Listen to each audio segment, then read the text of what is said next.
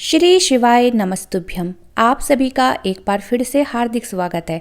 आज की इस वीडियो में आप सुनेंगे सोमवार व्रत की कथा। सोमवार का दिन मुख्य रूप से भगवान शिव की पूजा के लिए महत्वपूर्ण माना जाता है। जो लोग सोमवार के दिन भगवान शिव के लिए व्रत रखते हैं और पूरी श्रद्धा भाव से आज के दिन भगवान शिव और माता पार्वती की पूजा करते हैं, ऐसे लोगों पर सदैव भगवान शिव और माता पार्वती की कृपा बनी रहती है। सोमवार का व्रत रखने से मनुष्य के समस्त प्रकार के दुख और चिंताएं दूर होती है और शारीरिक रोगों से भी मुक्ति मिलती है।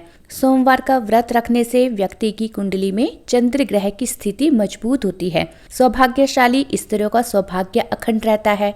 कुंवारी कन्या को अनुकूल वर मिलता है और घर में सुख शांति बनी रहती है। तो आइए अब सुनते हैं सोमवार व्रत की कथा। किसी नगर में एक साहूकार रहता था।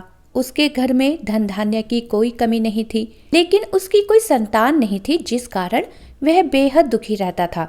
पुत्र प्राप्ति के लिए वह भगवान शिव की पूजा करता, हर सोमवार को व्रत रखता और पूरी श्रद्धा के साथ शिव मंदिर में जाकर भगवान शिव और माता पार्वती की पूजा किया करता।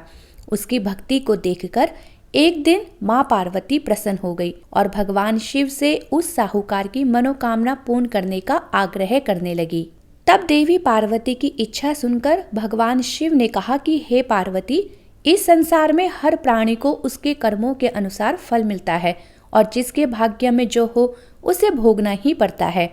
लेकिन माता पार्वती ने साहूकार की भक्ति का मान रखने के लिए और उसकी मनोकामना पूर्ण करने की इच्छा भगवान शिव के आगे जताई। माता पार्वती के आग्रह पर भगवान शिव ने साहूकार को पुत्र प्राप्ति का वरदान तो दे दिया, लेकिन साथ ही यह भी कहा कि उसके बालक की आयु केवल 12 वर्ष की होगी।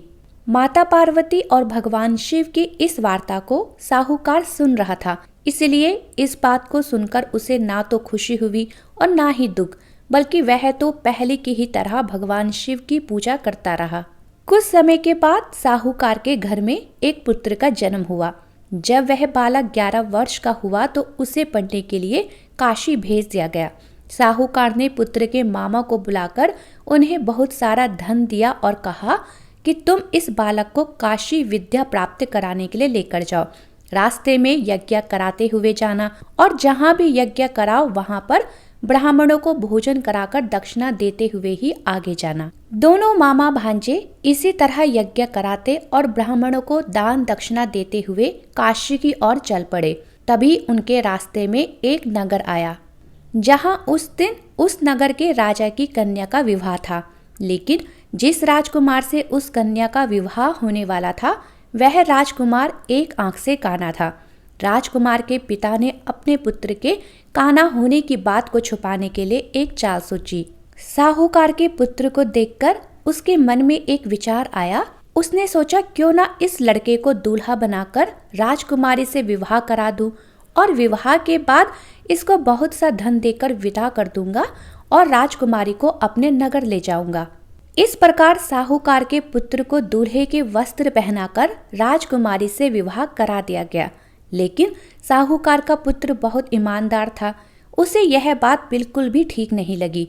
उसने अवसर पाकर ही राजकुमारी के चुन्नी के पल्ले पर लिख दिया कि राजकुमारी, तुम्हारा विवाह तो मेरे साथ हुआ है, लेकिन जिस राजकुमार के संग तुम्हें भेजा जाएगा वह एक आंख से काना है। मैं तो काशी विद्या पढ़ने के लिए जा रहा हूँ। जब राजकुमारी ने चुन्नी पर लिखी हुई बातें पढ़ी तो उसने अपने माता पिता को यह बात बताई। तब राजा ने सारी बात जानकर अपनी पुत्री को विदा करने से इनकार कर दिया, जिससे बारात वापस चली गई। दूसरी ओर साहूकार का बेटा और उसका मामा काशी पहुंच गए और वहां जाकर उन्होंने यज्ञ किया। जिस दिन लड़के की आयु 12 वर्ष की हुई, उस दिन भी यज्ञ रखा गया। तब लड़के ने अपने मामा से कहा कि आज मेरी तबीयत कुछ ठीक नहीं है। उसकी बात को सुनकर मामा ने उसे अंदर जाकर सो जाने को कहा। तब भगवान शिव के वरदान के अनुसार कुछ ही क्षणों में उस बालक के प्राण निकल गए। मृत भांजे को देखकर उसके मामा ने विलाप करना शुरू कर दिया। संयोगवश उसी समय भगवान शिव और माता पार्वती उधर से जा रहे थे। तब माता पार्वती ने मामा के विलाप के स्वर सुने। माता पार्वती ने भगवान शिव से कहा कि हे प्राणनाथ, मुझे इस व्यक्ति के रोने का स्वर सहन नहीं हो रहा है। आप कृपा कर इस व्यक्ति के कष्ट को अवश्य दूर कीजिए। जब भगवान शिव मृत बालक के समीप गए तो वह बोले कि देवी, यह तो उसी साहूकार का पुत्र है जिसे मैंने 12 वर्ष की आयु का वरदान दिया था। अब इसकी आयु पूरी हो चुकी है। लेकिन मातृभाव से विभोर माता पार्वती भगवान शिव से कहने लगी कि हे महादेव, आप इस बालक को और आयु देने की कृपा कीजिए, नहीं तो इसके वियोग में इसके माता पिता भी तड़प तड़प कर मर जाएंगे। तब माता पार्वती के आग्रह पर भगवान शिव ने उस बालक को जीवित होने का वरदान दे दिया। भगवान शिव की कृपा से वह बालक जीवित हो गया। अब शिक्षा समाप्त कर वह लड़का और उसका मामा वापस अपनी नगर के ओर चल पड़े। दोनों चलते चलते उसी नगर में जा पहुंचे जहां कभी उस लड़के का विवाह हुआ था। उस नगर में भी उन्होंने यज्ञ का आयोजन किया। तब पास से गुजरते हुए उस लड़के के ससुर ने उसे पहचान लिया और उन दोनों मामा भांजे को अपने महल में ले जाकर उनका बहुत आदर सत्कार किया। फिर अपनी पुत्री को बहुत सा धन, उपहार आदि के साथ बड़ी धूमधाम से साहूकार के पुत्र के साथ विदा कर दिया। इधर भूखे प्यासे रहकर साहूकार और उसकी पत्नी अपने बेटे की आने की प्रतीक्षा कर रहे थे। उन्होंने निश्चय कर रखा था कि यदि उन्हें अपने बेटे की मृत्यु का समाचार मिला तो वे भी अपने प्राण त्याग देंगे।